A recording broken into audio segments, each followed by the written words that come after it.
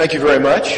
It's great to be here. And let me first start off by expressing on behalf of SIPE our congratulations to the Egyptian Credit and Risk Association, both for the conference and for becoming an association for advancing the ideas that make business possible, that make business profitable. And I'll come back to that in just a minute as I talk about the key role of credit risk ratings. Let me first begin by giving you just a few sentences of background about who we are.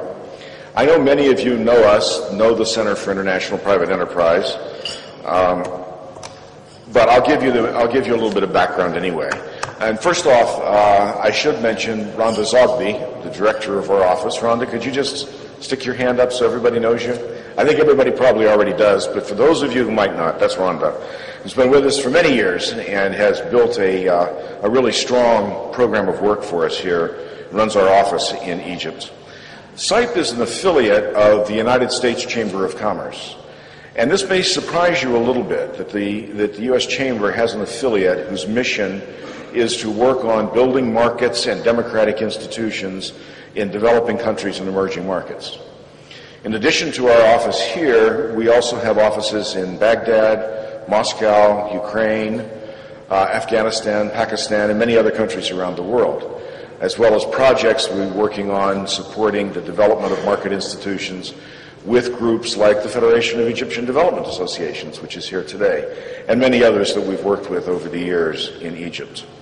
So why did the U.S. Chamber, which is, after all, a business association, in fact, it's the largest business association with an indirect membership base of over 3 million companies, including, as many of you know, the American Chamber of Commerce here in Egypt is affiliated to the U.S. Chamber.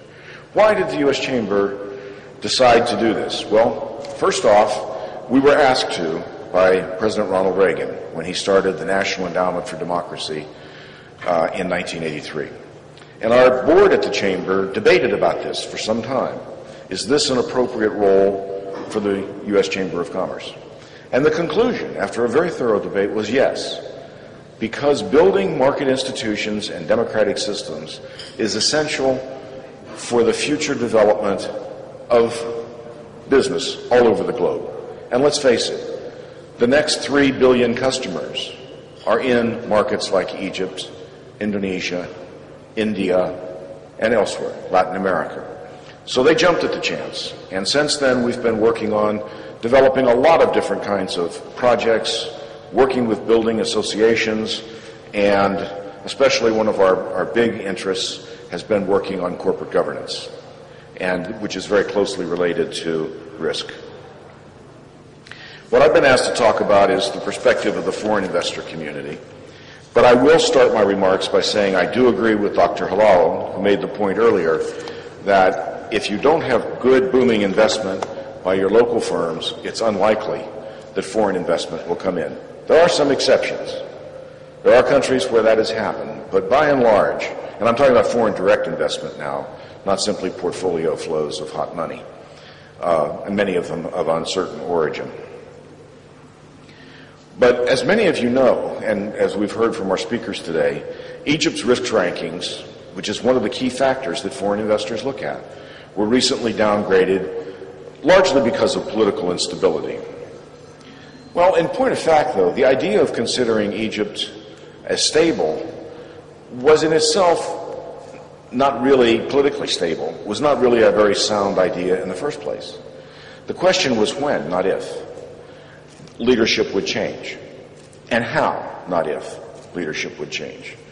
One of the big questions that any investor has to look at as they're looking at the investment potential of a country is, what is the leadership succession plan? Is there a process put in place for the orderly transition of executive leadership, political leadership within a country? And if there is not, that's a cause for concern. Now, it may be outweighed by other causes. And I know somebody in the audience will ask me, well, how about China? Well, yes, one of the other major factors that the foreign direct investors look at is the size of the internal market. And these things weigh each other, they balance. So someone may be able to take on much larger risk, as they are doing now in some African countries, like Rwanda, which have low don't really have a succession plan. In China, there is a plan, or there is a process.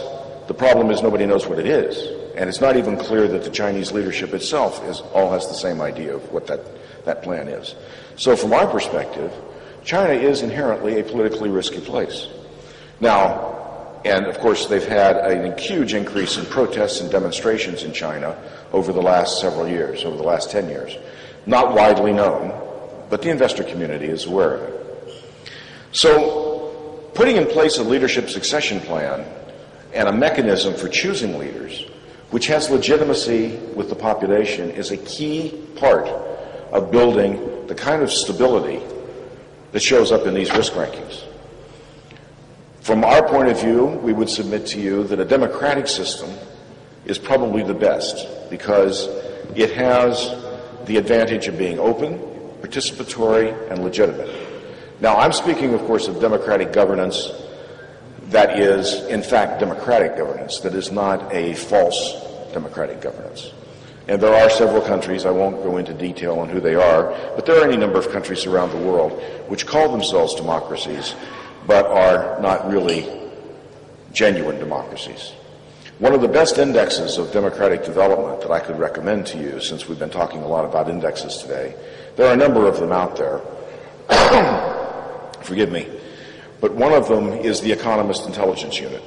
Puts out a very thorough rating of democracy. And they rate it across a number of different dimensions, not just voting. So I highly recommend taking a look at it. It's free, it's on the internet, as almost everything is these days. But another dimension that the Economist Intelligence Unit uses, and which our investor base uses as well, is democratic governance, is the decision-making. How are rules adopted? How are decisions made on a day-by-day basis within a country? And that takes you into the dimensions of parliament, but it also takes you into the dimensions of the regulatory process. I should pause for a moment and note that many of the points I'm making are drawn from surveys that the U.S. Chamber has done of multinational corporations. And we've actually come up with a list of 12 factors. And if anyone's interested, I'd be happy to email them to you, or you can find them on our website. But these 12 factors include things like political stability, the quality of regulations, the enabling environment for business in a country. And I'll come back to that in a moment as well. One of the questions that was asked in an earlier session, and I'm condensing my remarks down because I know that our panel is all that stands between you and dinner, and the hour is getting late. But one of the questions that was asked earlier, and does relate to this whole issue of risk, is economic growth rates. Many people were looking at Egypt's high economic growth rates and thinking, with growth like that,